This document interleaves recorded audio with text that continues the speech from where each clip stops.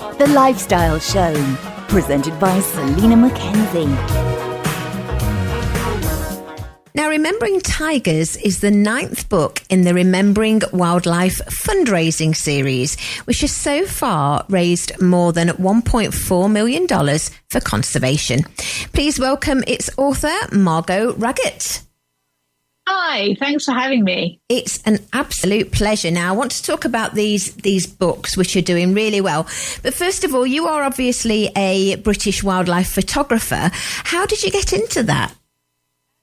Well, it's a long story, but I think pretty much everything in my life brought me to this moment. So I actually worked in PR in London for 20 years, but fell in love with going on safaris along the way.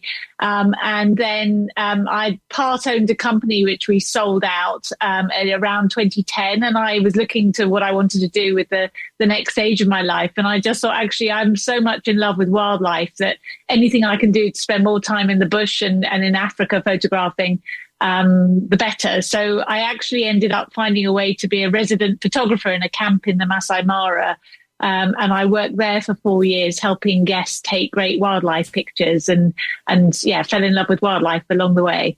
That's a massively brave thing to do, giving up a PR job in London and just going out there in the wild. It was, but I also just felt it was more connected to the real side of, what life is all about. You can kind of spend your life going in and out of an office and not really connect and, look at the sky and hear the animals and the birds and the trees and things. And I just always just felt deeply connected to nature. So I felt more at home out there than I did kind of getting the tube in London into the office. And do you have to have a lot of patience? Do you have to lie in the wild for ages before you can get your perfect shot?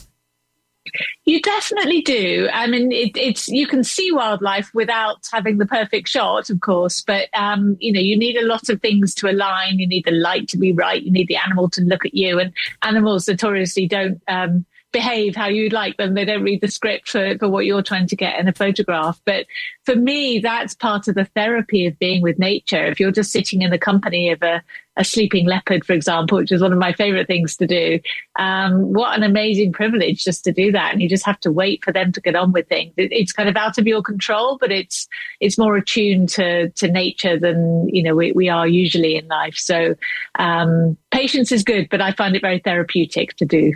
And have you ever had any dangerous moments? No, I haven't. It's pretty safe. If you're in as we normally are, if you're in a game viewing vehicle with an experienced guide taking you around, then they shouldn't put you in a situation that's dangerous. But you have to kind of be attuned to how the animals are behaving. And, perhaps if elephants are looking a little bit stressed, you don't put yourself in a situation where there isn't a way to get out of there. So, you have to be sensible around the wildlife to not expose yourself to danger. Yeah, and of course you don't want to upset them when they're in a natural habitat, do you? No, absolutely not. We're the ones intruding on them. So, ideally they're not even bothered by our presence and don't really notice us. Yeah. Well, let's get on to this book then, because it started, I believe the first one was Remembering Elephants, and it was a bit of a Live Aid moment for you, wasn't it? Thinking, well, instead of getting singers all together, let's get some photographers together. Yes, absolutely. And then funnily enough, I just realized about 20 minutes ago by looking back in my my photo albums that today was the day 10 years ago, exactly 26th November 2014, when it all started, because I actually saw a poached elephant in northern Kenya on that day. As I said, I've been working in a camp for a number of years, but I'd never seen a victim of poaching. And I realized that you have a very sanitized view when you go on safari and stay in a nice camp, and you have your gin and tonic at sunset, and you don't realize how much poaching, how much snaring, how many other kind of conflicts are going on with locals, with the wildlife. And so I saw an elephant that had been poached. And once I'd seen that and knew what was going on, I felt I couldn't go back. I needed to actually make sure everyone else that I could possibly do was aware of, what was facing these animals and what they were struggling with for their survival. And then also I wanted to raise money for organizations doing a great job to try and save them. So yes, I started thinking, well, if I sold a book, I'm not famous, so, I'm not going to raise much money or sell many copies. But actually, if I get 50 or 60 of the best photographers in the world who are the biggest names out there to give me a picture each, then we've got something that, is of noteworthy. And so that's what I set out to do. So it happened, say, this day in 2014. And in 2015, I declared that was what I wanted to do and started writing to photographers all of whom said, yes, they'd love to come on board. And it was a great idea. And Remembering Elephants, that first book, came out actually in 2016. So it took me over a year to pull together. And I thought it was a one-off, but it sold out in 2 months flat, and everyone started saying, well, what are you doing next? It's brilliant. And I know you mentioned 50 or 60 photographers. You've since got over 250 photographers. Yes, absolutely. So we've done a book a year since then. So we've covered everything from rhinos, and apes, and bears, and lions, and lots of species. And so every year there's kind of new photographers who come on board that maybe have got pictures, of bears, for example, or of tigers this year, who we haven't worked with before, but their images are just brilliant. So I just want to make the most beautiful book anyone's ever seen on that particular species that year. And I'm just really lucky that the photographers are so willing to donate their work and get behind what we're trying to do. And did you find that every one of the ones you contacted, were on board? And was it hard to even get their contact details? Did you have to go through their website, or how easy was it? Well, I was lucky in that I had become quite good friends because I'd been on safari with, and they'd ended up staying in my house for a while when they had some medical treatment with some very famous photographers called Jonathan and Angela Scott. Jonathan Scott used to present on Big Cat Diary, that some people might remember, on the BBC. So they were very well connected and very well respected. And so I was able to write to people and say, I've got these guys on board. And so they'd say, oh, well, if they're doing it, I'll do it. So it was a bit like Live Aid. That's why that kind of image stuck for us, because once you have a few big names, then other people think, well, if, I want to be part of it if they're being part of it. So it got easier, but I didn't know 50 photographers that year when I started. That was my ambition, but I was asking people, well, thank you for saying you'll be part of it. Do you know anyone else that you might recommend? So it was a lot of kind of word of mouth and people passing me on to their friends who were also great photographers. And the problem's now flipped, because now more people than we could possibly fit in the books would love to be part of it. And so, yes, I'm kind of having to try and not hurt feelings, but just choose the images that are going to work best for us. What a lovely problem to have. Yes. Not always lovely, but yes.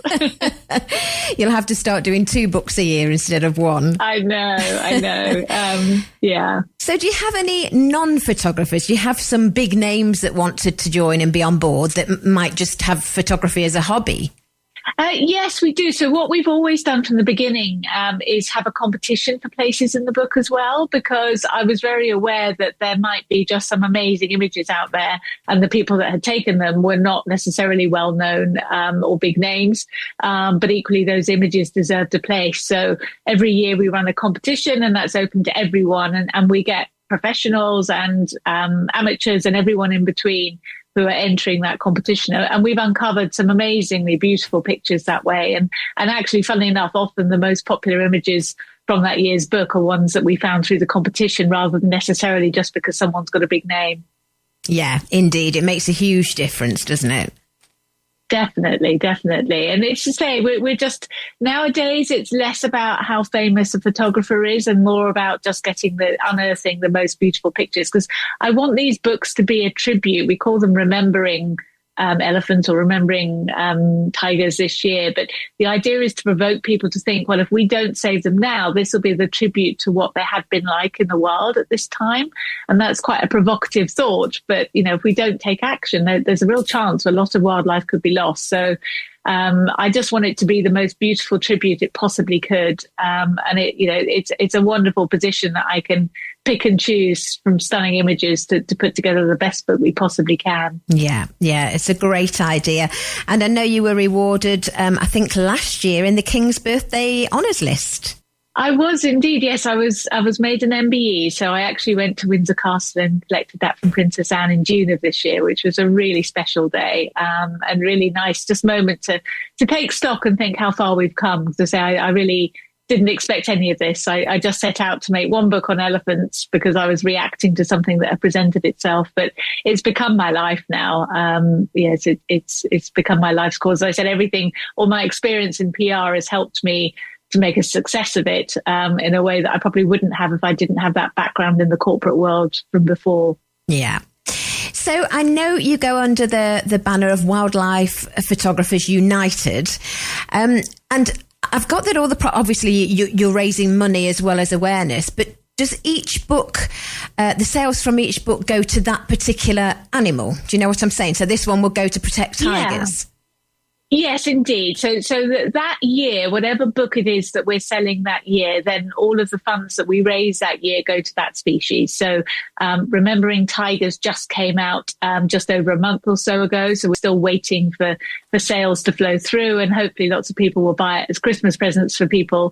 And then once we get the profits from that, then we're able to give out to tiger projects. But we've actually already given a couple of donations to tiger projects earlier this year because we crowdfund making the books and we had a bit of surplus from that. So what we're doing a lot is supporting projects that are trying to help people live alongside tigers, because one of the biggest threats to tigers alongside poaching is actually just conflict with humans.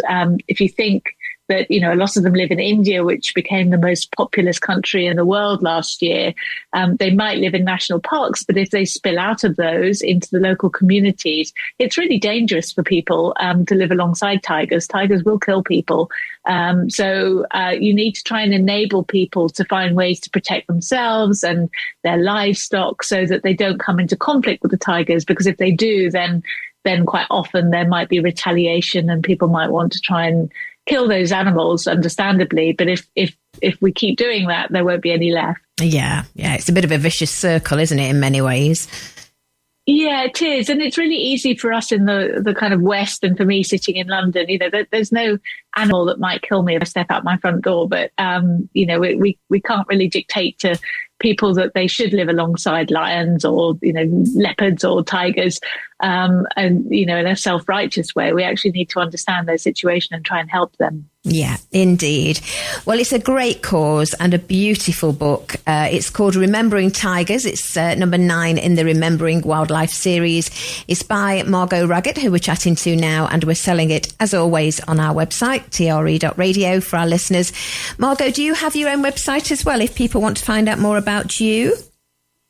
Yes, I do. So it's my personal one is Margot Raggett Photography. So Margot with a T, Raggett Photography. But we also have rememberingwildlife.com, and we're across social media as well. So you can find me, Margot Raggett, or Remembering Wildlife across all the normal platforms.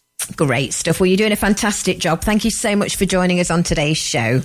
Thank you for having us. And thanks for all the support to everyone who buys a book. You're welcome. Good luck with it all. Thank you. Bye-bye. Bye-bye.